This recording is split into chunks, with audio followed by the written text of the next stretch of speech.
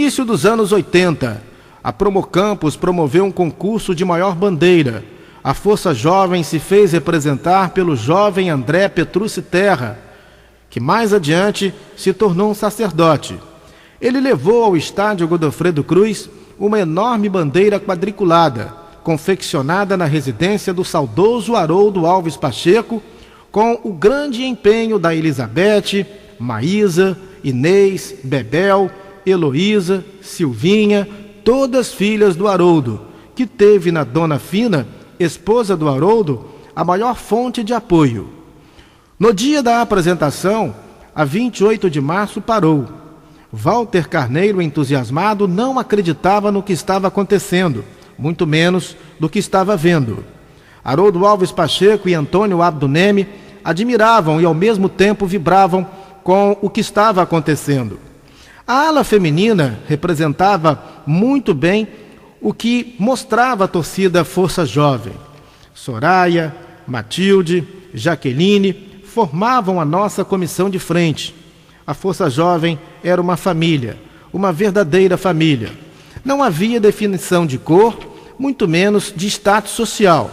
Havia um único objetivo, de unir as pessoas pelo glorioso americano.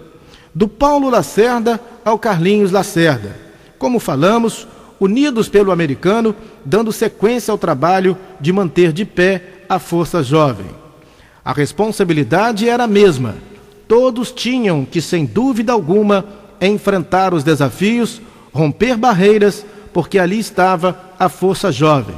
Como diz o Carlinhos, o nosso amor pelo americano é maior do que qualquer derrota. As dificuldades apareciam, mas nada que fizesse o Carlinho recuar. Mas mesmo assim, os torcedores amantes do americano não deixavam abater. Vitórias, derrotas faziam parte da rotina, mas a Força Jovem se mantinha de pé. 1983, Americano e Flamengo, 2-2, mais de 20 mil pessoas no Godofredo Cruz. Lá estava a Força Jovem com o americano, sendo reforçado pelas arquibancadas com o apoio imensurável de sua torcida. O americano continuava sendo uma referência, numa relação de clube-torcida, torcida-clube. Cita o Carlinhos, num gesto de gratidão e também de reconhecimento, que com o passar dos tempos, homens como Alceu Teixeira, João da Cruz Lubanco, jamais devem ser esquecidos. Ele lembra ainda de outros nomes, mas prefere não falar para não cometer nenhuma injustiça. Lubanco foi sempre uma fonte de apoio, como também o Dr. Edson Carvalho Rangel, homem com uma identidade com o clube, atleta dos melhores, que nunca deixou de apoiar, muito menos de reconhecer a importância do torcedor na trajetória do seu clube. Carlinhos Lacerda não é adepto de citar nomes, mas não há como negar um movimento sadio, harmonioso de viver e torcer. Teté, o nosso Ericélio, voltou a ser lembrado, uma espécie de talismã, como o nosso Paulo César do Cartório, o PC, o Antônio Sérgio, nosso Magrelo, Baiano Petroleiro, o Antônio Vilemem, o Figura, e mais uma vez o Paulo Santana, pessoas que não se curvavam de nenhum sacrifício em obra de torcer e de amar o glorioso.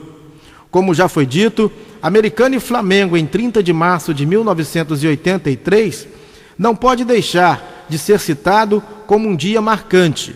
22.853 pagantes. Falam que o Godofredo Cruz não tem essa capacidade. O problema é que a Força Jovem é maior do que muitos possam imaginar. Carlinhos cita ainda o nascimento da Pequenos Alvinegros.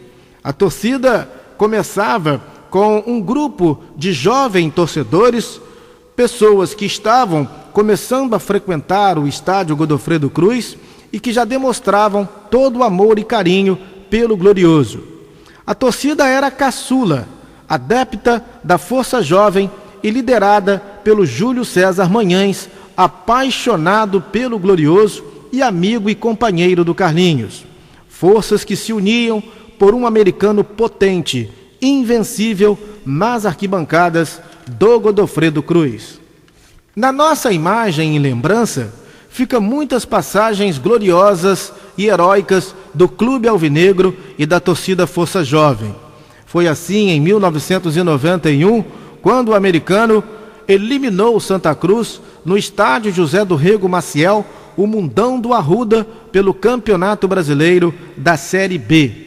O Santa Cruz, com Rivaldo e companhia, se viu dominado pelo Americano, que conseguiu calar uma multidão através de um gol feito pelo Luciano Viana já nos acréscimos.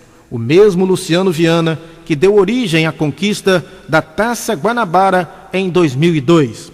Os principais jornais de Recife davam notariedade ao grande feito do Americano e davam ainda destaque para os bravos torcedores que lá estavam representando a torcida Força Jovem. Serginho, Eduardo, o Paulo Santana, Alessandro e Antônio foram parar na praia de Boa Viagem e comemoraram até o amanhecer do dia a conquista da classificação do Americano para a fase semifinal contra o Paysandu. Em 1994, em Caxias do Sul, subia para a primeira divisão Juventude. Julinho fez 1-0 para o time da Serra Gaúcha, mas lá estava a Força Jovem.